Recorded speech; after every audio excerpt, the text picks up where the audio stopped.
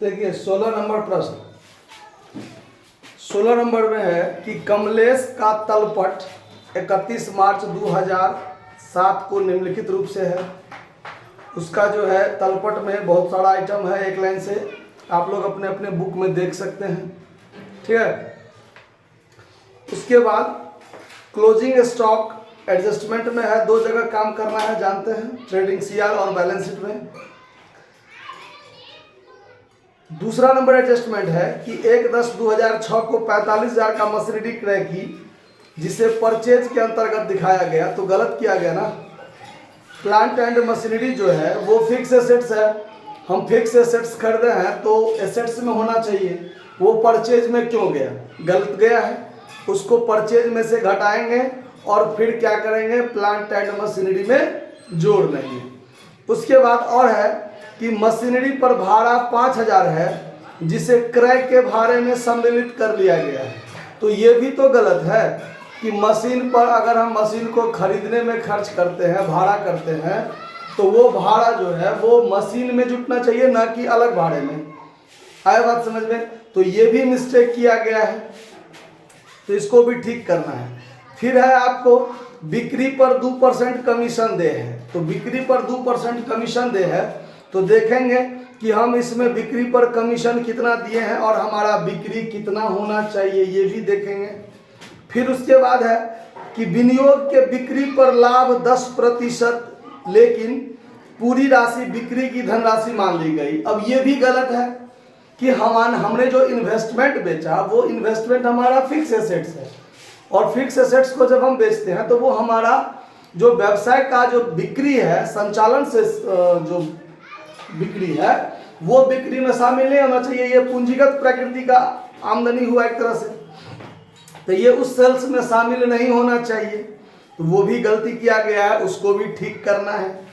फिर आगे है कि 10,000 का अशुद्ध ऋण अपलिखित किया गया और संदिग्ध ऋण के लिए प्रावधान देनदार पर 5% भी करना है। और आपको ओल्ड प्रोविजन जो ट्रेडिंग के क्रेडिट में दिया हुआ है, प्रोविजन नहीं, ट्रायल बैलेंस के क्रेडिट में अशुद्ध ऋण हेतु प्रावधान 8,000 रुपया, उसको भी देखना पड़ेगा। और फिर भवन पर 2% और मशीन पर और फर्नीचर पर 10% आपको ह्रास लगाना है। देखिए बहुत लंबा चौड़ा सवाल है, तो इसको बारीकी से एक एक पॉइंट को देख के नहीं बनाइएगा तो मिस्टेक कर लीजिएगा। तो इसको अब हम देखते हैं क्या सब है। देखिए सबसे पहला आइटम आपको दिया हुआ है कैपिटल 8 लाख रुपया, तो यहाँ पर सबसे पहले कैपिटल आप लिख लीजिए 8 लाख रुपया, एक आइटम पुट हो गया मेरा। दूसरा ड्राइंग्स 60,000 है, तो ड्राइंग्स जो है वो ड्राइंग्स तो घटेगा इसी में से, लेस कर दीजिए, अब भी नहीं, बाद में लेस करेंगे, इसमें ऐड करेंगे नेट प्रॉफिट जो भी होगा, फिर उसमें से घटाएंगे ड्राइंग, तो वो 60,000 घटेगा। तो जब आएगा समय तब देखेंगे, फिलहाल लिख के छोड़ दिए हैं। ओपनिंग स्टॉक है आपको 75,000, तो यहाँ पर आप ओपनिंग स्टॉक लिख लीजिए, to opening stock 75,000, opening stock 75,000, ठीक है। उसके बाद है परचेज 15,95,000, यहाँ पर आपको दिमाग लगाना पड़ेगा कि हमारा जो यहाँ परचेज 15,95,000 है, ये गलत है। क्यों गलत है? तो इसमें 45,000 का मशीन क्रय किए, इसमें शामिल कर दिए, गलत किए। 5,000 मशीन के भाड़ा पर दिए, वो भी भाड़ा में जुड़ा हुआ है, तो इसमें से परचेज में से तो परचेज रिटर्न घटता है, यदि इसमें कहीं हो तो परचेज रिटर्न इसमें कहीं है नहीं है, तो खाली इसमें से लेस कर दीजिए purchase of machine. Purchase of machine कितना? 45,000, तो आपका परचेज 15,50,000 रहेगा ना। अच्छा, और क्रय पर भाड़ा 25,000 है। देखिए क्रय पर भाड़ा, कैरीज ऑन परचेज 25,000 है, जिसमें 5,000 लेस कर दीजिए, ये आपका कैरीज शॉर्ट कट में लिख देते हैं, carries on machine, purchase, carries on machine purchase. तो 25,000 वो घट जाएगा तो कितना रह जाएगा 20,000, और ये 45 और ये 5,000 आपका जो मशीन है, मशीन जो आपका मशीन देख लीजिए ट्रायल बैलेंस में कहीं ना कहीं लिखा होगा मशीन, मशीनरी देखिए 5 लाख रुपया है, मशीनरी 5 लाख, तो वो मशीन 5 लाख इसमें आप ऐड कर लीजिए। Purchase of new machine, purchase of machine या न्यू मशीन और कैरीज ऑन मशीन, ठीक है। जगह का अभाव हो जाता है इसलिए आप लोग लैंग्वेज समझ लीजिएगा। तो ये कितना था 45,000 था ना, 45,000 और यहाँ 5,000 मिलाकर हो गया 5,50,000, ठीक है। कितना हो गया 5,50,000। तो ये काम तो हो गया। एक काम और यहाँ पर आपको कंफ्यूज करेगा, गौर से समझिए। आपको कहता है मशीन पर 10% डिप्रिसिएशन लगाने, मशीन पर कितना 10%। अब ये 5,50,000 है, इसका आप 10% आप जो है लेस कीजिएगा डिप्रिसिएशन। आप यहाँ लेस कीजिएगा depreciation eight the rate of 10%। तो आप 55,000 घटाइएगा, बहुत बड़का गलती कीजिएगा। सही क्या होगा उस पर ध्यान दीजिए। शुरू से यहाँ पर डिप्रिसिएशन का 2 पार्ट बनेगा, ठीक है। डिप्रिसिएशन का 2 पार्ट बनेगा। क्या बनेगा, तो पहले से आपके पास 5 लाख का था, तो 5 लाख का 10% डिप्रिसिएशन 50,000 हुआ, ठीक है। फिर आपने 1/10/2006 को, आपकी किताब में जो नया डेट हो, बात मायने उतना ही रहेगा कि जिस तारीख को खरीदे हैं बाद में 45,000 और 5,000, और खत्म हो रहा है कब 31 मार्च 2007। 1/10/2006 को खरीदे और 31/3/2007 को खत्म हो रहा है, तो 6 महीना। तो बाद में जो हम 45 और 5 50,000 का मशीन खरीदे हैं, उस पर जो 10% ह्रास लगाएंगे, तो वो तो हम 6 महीना का लगाएंगे ना।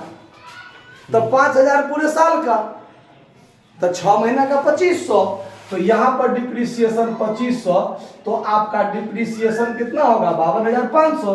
तो यहाँ डिप्रिसिएशन का 2 रूप बनेगा, 50,000 और प्लस 2,500, प्लस 2,500, ये दोनों मिलके हो जाएगा 52,500। तो इसमें आपको 4,97,500 रह जाएगा। समझ गया बात। 50,000 ये घटा, 2,500 फिर बाद में घटेगा, तो 4,97,500 हो जाएगा। क्लियर है बात समझने में, इसमें तो नहीं कोई दिक्कत है। और ये डिप्रिसिएशन आपके PLDR में भी आएगा। मान के चलते हैं अभी इतना बनेगा, तो to depreciation on machine, depreciation on machinery कितना हो जाएगा 52,500। चलिए अब आगे देखते हैं। कैरीज ऑन परचेज वाला भी बात हो गया। मजदूरी 11 माह का हम 66,000 दिए हैं। ये क्लियर कर दिया सवाल में कि मजदूरी जो हम 66,000 दिए हैं, यहाँ टू वेजेज 66,000 दिए हैं, ये 11 महीने का दिए हैं, जबकि साल 12 महीने का होता है। इसका मतलब 1 महीने का क्या है बाकी है। तो 11 महीने का जब हम 66,000 दे रहे हैं, तो 1 महीने का कितना होगा 6,000। तो वो 6,000 हमारा क्या हो जाएगा आउटस्टैंडिंग का रूप लेगा। यहाँ पे ऐड हो जाएगा आउटस्टैंडिंग वेजेज। तो अब हमारा वेजेज वास्तव में 72,000 हो जाएगा, और यहाँ पर हम लिख देंगे आउटस्टैंडिंग वेजेज 6,000 रुपया, ठीक है। आगे देखिए, अब आगे क्या कहता है, वेजेज हो गया, उसके बाद आपका सेल्स दिया हुआ है 23,10,000। यहाँ भी आपको कंफ्यूज करेगा, सेल्स 23,10,000, ठीक है। यहाँ पर देखिए आपको कहता है कि विनियोग के बिक्री पर 10% लाभ लेकर पूरी बिक्री की धनराशि बिक्री मान ली गई। हमारा बिक्री होना चाहिए, व्यवसाय का जो माल है, माल का जो बिक्री है, वो बिक्री हमारा व्यवसाय का सेल्स माना जाएगा। अगर हम फिक्स एसेट्स को अगर हम बेचते हैं, तो वो हमारा सेल्स नहीं माना जाएगा। जैसे मशीन का खरीद परचेज नहीं माना गया, मशीन माना गया, फिक्स एसेट्स माना गया, उसी तरह से सेल्स का बिक्री माल का बिक्री सेल्स होगा, और किसी भी अस्थायी संपत्ति का यदि बिक्री होगा तो उसको सेल्स नहीं माना जाता है। आया बात समझ में? तो आपका जो विनियोग था सवाल में, देख लीजिए कहीं पर विनियोग, इन्वेस्टमेंट, 1 लाख का इन्वेस्टमेंट लिखा हुआ है ना। तो 1 लाख का इन्वेस्टमेंट आप 10% लाभ लेकर बेचिएगा, 10% लाभ लेकर बेचिएगा तो 10,000 लाभ होगा, तो 1,10,000 बिक्री हुआ। और 1,10,000 सेल्स जो इन्वेस्टमेंट का बिक्री था उसको क्या मान लिया गया? तो सेल्स मान लिया गया, गलती किया गया, तो वो नहीं मानना चाहिए था। यहां लेस कर दीजिए, sales of investment, sales of investment 1,10,000 इसमें से घटा लीजिए, तो आपका सेल्स वास्तव में कितना हो जाएगा? 22 लाख हो जाएगा। आया बात समझ में? आपका सेल्स वास्तव में कितना होगा? 22 लाख हो जाएगा। अब आगे ध्यान दीजिए, आगे एक पॉइंट आपको दिया हुआ है, क्या? बिक्री पर 2% कमीशन दे है। देखिए बिक्री वाला जितना है सब एक ही जगह साथ फरिया लेते हैं। बिक्री पर कमीशन आपका देखिए, एक आइटम है बिक्री पर कमीशन 45,000 दिया गया है, दिया गया है ना। बिक्री पर कमीशन कितना दिया गया है? ट्रायल बैलेंस में खोजिए, जहां कहीं भी देख रहे हैं ट्रायल बैलेंस में खोजिए कि कहां है आपका बिक्री पर कमीशन। आपने बिक्री पर कमीशन दिया है 45,000 और आपका बिक्री है कितना वास्तव में? 22 लाख। तो 22 लाख का 2% आप यदि कमीशन दीजिएगा तो कितना कमीशन दीजिएगा? 44,000 रुपया कमीशन दीजिएगा।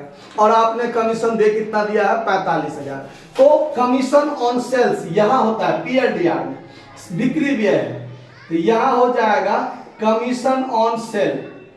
आपने 45,000 दिया, आपने 45,000 दिया, जबकि आपको देना चाहिए था कितना? 44,000 ही देना चाहिए। मतलब 1,000 आप प्रीपेड कमीशन दे चुके हैं। क्या दे चुके हैं? प्रीपेड कमीशन दे चुके हैं। थोड़ा शॉर्टकट में लिखते हैं तो थोड़ा गैदरिंग हो जाएगा, ठीक है। Prepaid commission 1,000।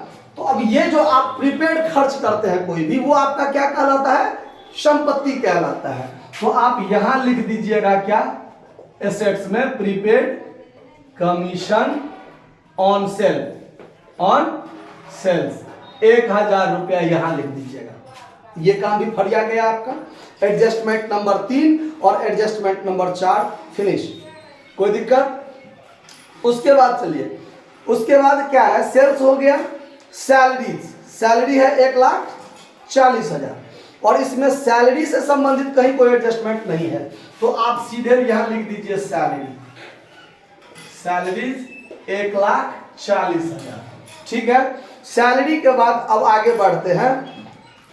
टिकट, तार और टेलीफोन, यानी पोस्टेज, टेलीग्राम, टेलीफोन 12,000 यहां दे दीजिए। पोस्टेज, टेलीग्राम और टेलीफोन, ठीक है। थोड़ा शॉर्टकट में लिख देते हैं। ये कितना था आपका? 12,000 था। चलिए 12,000 हो गया। उसके बाद देखिए प्रिंटिंग स्टेशनरी आपका 18,000 है, ये भी यहां हो जाएगा। प्रिंटिंग एंड स्टेशनरी 18,000 का यहां आपका हो गया। उसके बाद आपका मिसलेनियस एक्सपेंस है 30,000, लिख दीजिए मिसलेनियस एक्सपेंस। मिसलेनियस एक्सपेंस कितना है? 30,000। उसके बाद ये जो विनियोग है 1 लाख, विनियोग 1 लाख, वो तो ऑलरेडी बिक चुका है, और जब वो बिक चुका है तो फिर आप इसको कहाँ एसेट्स में लिखने की कोई जरूरत नहीं है, इसको छोड़ के चलेंगे। ठीक है। अब चलिए ये छोड़ देंगे। उसके बाद डिस्काउंट रिसिप्ट कितना है? Discount receipt 15,000। तो डिस्काउंट रिसिप्ट कहाँ चला जाता है? PL में। डिस्काउंट रिसिप्ट कितना है? 15,000। Discount receipt 15,000। अब चलिए डेटर 2,50,000, इसमें आपको थोड़ा ज्यादा मेहनत करना पड़ेगा। डेटर है आपका 2,50,000, ठीक है। डेटर 2,50,000। अब देखिए आपका बैड डेट्स कितना है? 15,000, जो ट्रायल बैलेंस के भीतर है। तो अब यहां पर नहीं होगा, हम यहाँ पर रिजर्व में जगह रखे हुए हैं, पीएल अकाउंट को हम यहाँ पर ले जाएंगे। अब डेटर वाला काम यहाँ कर लेंगे, बाकी काम उधरे कर लेंगे, फरिया लेंगे। यहाँ देखिए 2 बैड डेब्ट्स, जो बैड डेब्ट्स आपका पहले से 15,000 है। कितना है बैड डेब्ट पहले से? 15,000 है। और आपका प्रोविजन फॉर बैड डेब्ट्स जो ट्रायल बैलेंस के भीतर है, देख लीजिए एक बार फिर समझ लीजिए इस बात को। डेटर पर 4 एडजस्टमेंट आपका होगा जो एक साथ काम करेगा। 4, एक जो आपका बैड डेब्ट्स ट्रायल बैलेंस के भीतर है, दूसरा जो provision for bad debts trial balance के भीतर old provision for bad debts जो आपका क्रेडिट सेस है। तो देखिए पहले हम आपको यहां पर लिख देते हैं कि यहां पर by old provision for bad debts 8,000 जो ट्रायल बैलेंस के क्रेडिट में है वो यहां पर लिख दिए हैं। ऐसा इसमें होगा नहीं, हम अभी समझाने के लिए यहां लिखे हैं। क्रेडिट सेस 8,000 है, बैड डेब्ट्स जो पीएल अकाउंट के डेबिट साइड में हो गया। अब 2 एडजस्टमेंट, ये दोनों ट्रायल बैलेंस के भीतर था। 2 एडजस्टमेंट आपका, आप लोग भी ध्यान रखिएगा, जरूरी होगा, आगे काम देगा आप लोगों को भी, 11वीं वाले सबको भी। तो यहां पर 2 एडजस्टमेंट जो आपका एडजस्टमेंट में होगा, दो आइटम ट्रायल बैलेंस के भीतर था और 2 आइटम एडजस्टमेंट में होगा। जैसे कि आपको 5 नंबर एडजस्टमेंट में 10,000 अशुद्ध ऋण अपलिखित किए गए, और तो ये हुआ फर्दर बैड डेब्ट जो डेबिट साइड में जोड़ाएगा, एडिशनल बैड डेब्ट्स। थोड़ा शॉर्टकट में लिखते हैं, एडिशनल बैड डेब्ट्स कितना है आपका? 10,000, ठीक है। और तो ये जो फर्दर बैड डेब्ट्स 10,000 घटा है, ये पटाख से यहां घटा देंगे, यहां बच जाएगा 2,40,000। यहां लेस करेंगे additional bad debts, additional bad debts, ठीक है, एडिशनल बैड डेब्ट्स 2,40,000 बचा। अब एडजस्टमेंट में ही कहता है कि आपको देनदार पर 5% का प्रावधान भी करना है। तो ये न्यू प्रोविजन हुआ जो अब करना है, इस साल करना है। New provision at the rate of 5% for bad debts ही होता है। ये 12,000 यहां घट जाएगा, तो ये 2 लाख कितना बच जाएगा? 28,000। और ये फर्दर बैड डेब्ट्स के बाद जो प्रोविजन आया है 12,000 न्यू प्रोविजन, ये भी यहां ऐड होगा, न्यू प्रोविजन, प्रोविजन, ठीक है। तो ये जोड़कर कितना हो गया? 10, 10, 20, 10, 30 और 7, 37,000। देखिए चारों काम ऐसे ही होता है, 3 डेबिट में होता है, ठीक, और एक होता है जो ट्रायल बैलेंस के क्रेडिट में है, क्रेडिट में ओल्ड प्रोविजन वो होता है पीएल के क्रेडिट में। लेकिन ये चारों एक ही घर के, एक ही खानदान के आदमी हैं। जब एक ही खानदान के है तो अलग अलग घर में कहा जाएगा, कहेगा आओ मिलजुल के एक घर में रहते हैं। तो ये डेबिट में जाने वाला 3 गो हुआ, ये अकेले 8,000 क्रेडिट में। तो दोनों में जो बड़का होगा, ज्यादा होगा, उसके हिसाब से काम करना है। तो डेबिट में जाने वाला 37,000 ज्यादा हो गया, क्रेडिट में जाने वाला 8,000 क्या है? कम है। तो ये क्या कहेगा कि तुम आओ हमको पैर छू के प्रणाम करो, यानी इसको कहेगा आओ मेरे चरण में, तुम मेरे शरण में आ जाओ। यानी 8,000 की ओल्ड प्रोविजन इसमें से क्या कर लेंगे? घटा लेंगे। कारण कि इतना ये है, पिछले साल जो प्रावधान किए थे वो 8,000 है। पिछले साल बुरने की संभावना था, 8,000 मेरा बुड़ेगा, हमने प्रावधान किया, लेकिन पिछले साल मेरा 1 भी रुपया नहीं बुरा, तो वो तो मेरा फायदा बचा हुआ है ना।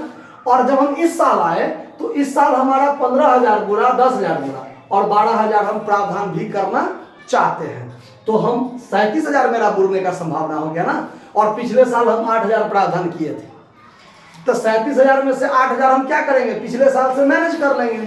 तो इस साल हमारा बुरने की संभावना प्रावधान सहित कितना रह जाएगा? तो ये आइटम इधर नहीं रख के इधर रखेंगे, तो 8,000 यहां लेस कर देंगे ओल्ड प्रोविजन करके। क्या करके? ओल्ड प्रोविजन करके। तो यहां कितना रह जाएगा? 29,000 रह जाएगा। अगर मान लीजिए ये 37,000 है, इधर 40,000 रहता तो इधर 40,000 ओल्ड प्रोविजन रहने देते और ये 37,000 इसके चरण में जाके बैठ जाता, कहता कि आइए हमसे घट लीजिए आप, तब इधर 3,000 बच जाता। आया बात समझ में? लेकिन ऐसा नहीं हुआ, डेबिट में जाने वाला बढ़ था, क्रेडिट वाला को अपने में से क्या कर लिया, मैनेज कर लिया। समझ में आया बात? तो यहां पर भी काम क्लियर, यहां भी काम क्लियर। अब आगे बढ़ते हैं, कहां से थे? तो डिस्काउंट रिसिप्ट वाला काम हो गया, डेटर वाला हो गया, बैड डेब्ट्स वाला भी हो गया, प्रोविजन फॉर बैड डेब्ट्स जो ट्रायल बैलेंस के भीतर था वो भी काम हो गया। अब हम लोग चलेंगे सीधे बिल्डिंग पर। कहाँ है क्रेडिटर? इसमें छूटा हुआ है क्रेडिटर। अच्छा 3 लाख क्रेडिटर छूटा हुआ है, चलिए इसको लिख लीजिए, क्रेडिटर 3 लाख। तो अब इधर इस साइड से तो कोई आइटम नहीं छूटा, नहीं। अब इधर आइए, अब आइए बिल्डिंग है आपका 3 लाख का, तो बिल्डिंग कहाँ हो जाएगा, एसेट्स में। बिल्डिंग कितना का है, 3 लाख। और बिल्डिंग पर आपको कहता है 2% आपको डिप्रिसिएशन लगाना है, तो यहाँ लेस कर दीजिए depreciation eight the rate of 2%। तो इसका 2% हो जाएगा कितना, 6,000। तो ये बच जाएगा 2,94,000। उसके बाद अब आइए, मशीनरी वाला काम हो चुका है, फर्नीचर वाला काम 40,000, फर्नीचर वाला काम 40,000, फर्नीचर, ठीक है। अब फर्नीचर कितना का था, 40,000 का, और फर्नीचर पर भी 10%, 4,000 डिप्रिसिएशन। और ये 6,000 डिप्रिसिएशन को यहां भी तो लिखना है, डिप्रिसिएशन ऑन बिल्डिंग कितना 6,000, और डिप्रिसिएशन ऑन फर्नीचर भी तो लिखना पड़ेगा, कितना 4,000 लिख ही दिए। और यहाँ 40,000 में से जगह का अभाव हो रहा है, depreciation eight the rate of 10%, 4,000 घटा दीजिए, तो ये कितना बच जाएगा, 36,000। दोनों जगह काम हो चुका है। फिर आगे चलिए, बिक्री पर कमीशन वाला काम 45,000 वाला काम हम लोग यहाँ कर चुके हैं ऑलरेडी, पहले से ही किए हुए हैं, हो गया।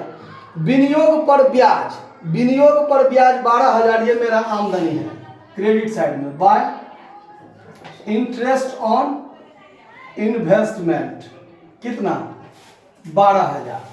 अब देखिए इन्वेस्टमेंट पर जो हम काम किए, सुनिए, इन्वेस्टमेंट पर जो काम किए, यहां 1,10,000, तो 1 लाख का इन्वेस्टमेंट खत्म हो गया मेरा। लेकिन 10,000 के लाभ पर जो बेचे हैं, उस 10,000 के लाभ वाला काम किए कहीं पर नहीं किए हैं, छोड़े हुए हैं। बाद में यही मिस्टेक करते, याद आ गया, by profit on sales of investment, profit on sales of investment कितना, 10,000, कितना 10,000, ये लिख दिए।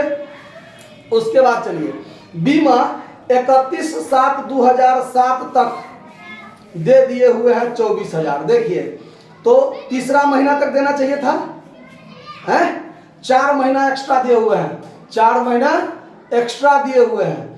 तो अब देखिए 12,000 जो है, 24,000 जो है वो 12 महीने का, 24,000 कितने महीने का, 12 महीने का। तो 1 महीने का प्रीमियम कितना, तो 4 महीने का कितना, 8,000। तो 8,000 प्रीमियम हम एक्स्ट्रा दिए हुए हैं, ठीक है। तो अब चलिए, अब इसके लिए हमको जगह थोड़ा दिक्कत हो रहा है, चलिए यहां पर कर लेते हैं, देखते हैं यहां पर क्या था, कौन सा आइटम था, इंश्योरेंस वाला ना। चलिए तो यहां लिखिए इंश्योरेंस 24,000, 8,000 हम क्या कर लेते हैं इसमें से, प्रीपेड इंश्योरेंस, प्रीपेड इंश्योरेंस, ठीक है। अगले 4 महीने का जो दे दिया गया, तो ये भी हमारा यहां पर आ जाएगा प्रीपेड। अब देखिए कहीं ना कहीं तो डालना पड़ेगा, इसको मिटा देते हैं, प्रीपेड कमीशन ध्यान रखिएगा 1,000, और यहां लिख देते हैं प्रीपेड इंश्योरेंस, प्रीपेड इंश्योरेंस कितना, 8,000, प्रीपेड इंश्योरेंस 8,000। चलिए उसके बाद आइए, उसके बाद है bank balance 1.5 lakh, bank balance 1.5 lakh. तो यहां लिख दीजिए बैंक बैलेंस 1.5 लाख, यही बीच में लिख देते हैं बैंक बैलेंस, बैंक बैलेंस कितना, 1.5 लाख, ये इसका आइटम है, बैंक बैलेंस 1.5 लाख। अब चलिए बैंक बैलेंस 1.5 लाख हो गया। अब रह गया आपका क्लोजिंग स्टॉक 2,25,000। 2,25,000 आपका रह गया closing stock by closing stock. और क्लोजिंग स्टॉक तो यहां भी जाएगा। क्लोजिंग स्टॉक कितना है? 2,25,000। 2,25,000 2,25,000। चलिए लगभग काम हो चुका है। सवाल थोड़ा लंबा चौड़ा था। लगभग सारा काम हो चुका है, सारा एडजस्टमेंट हो चुका है। ठीक है, अब आप इसको क्या कीजिए, जोड़िए घटाइए। देखिए यहाँ पर आपका ट्रेडिंग बंद हो जाएगा। ट्रेडिंग तो ये हो जाएगा 22 आ 2 24 लाख। 22 लाख आ 2 लाख 24,25,000। 24,25,000। यहाँ भी 24,25,000 और घटाइए तो कितना आया ग्रॉस प्रॉफिट? ग्रॉस प्रॉफिट कितना आया? 7,08,000 है ना आंसर। चलिए 7,08,000। ये ग्रॉस प्रॉफिट को यहां डाल दीजिए। Gross profit 7,08,000। अब ये खाता यहां तो नहीं बंद होगा, ये खाता यहां बंद होगा, तो पूरे को जोड़िए 7,08,000 और ये कितना हो जाएगा? 10, 20, 30 और 7, 37, 37, 8, 45। 7,45,000 हुआ क्रेडिट का जोड़। 7,45,000 क्योंकि ये 15, 10, 20, 30 और 30, 7, 37 और 37, 8, 45,000 यानी 7,45,000। अब 7,45,000 में से ये टोटल आइटम घटाइए और यहां तक ये 29,000 है। ये पूरा घटाइए, जो आएगा वो हो जाएगा आपका नेट प्रॉफिट। क्या हो जाएगा? Net profit. घटाइए कितना आया है?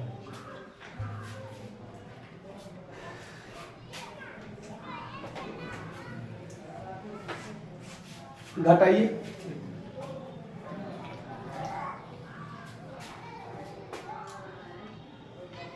नहीं तो वीडियो को रोक दीजिए, नहीं तो लंबा चौड़ा हो जाएगा वीडियो।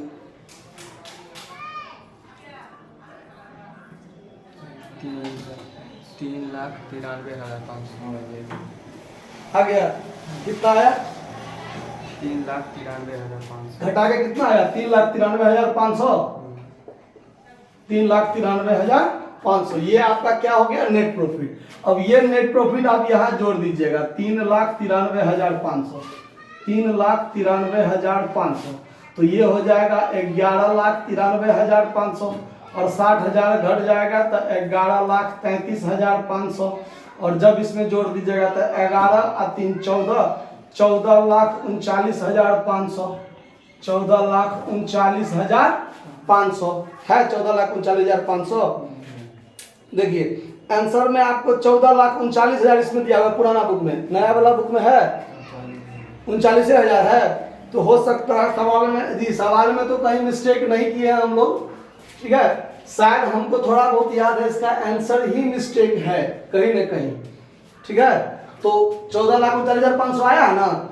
इधर भी हम लोग देख लेते हैं। अगर 14,39,500 इधर आ गया तो आंसर गलत होगा, इसको ठीक कर लीजिएगा। ठीक है, और नया वाला बुक में अगर 14,39,500 आ गया होगा तो अच्छी बात है। पूरा जोड़कर देखिए कितना होता है। 14,39,500 आ गया ना, तो हम लोग सही है। 14,39,500 14,39,500 ही होगा।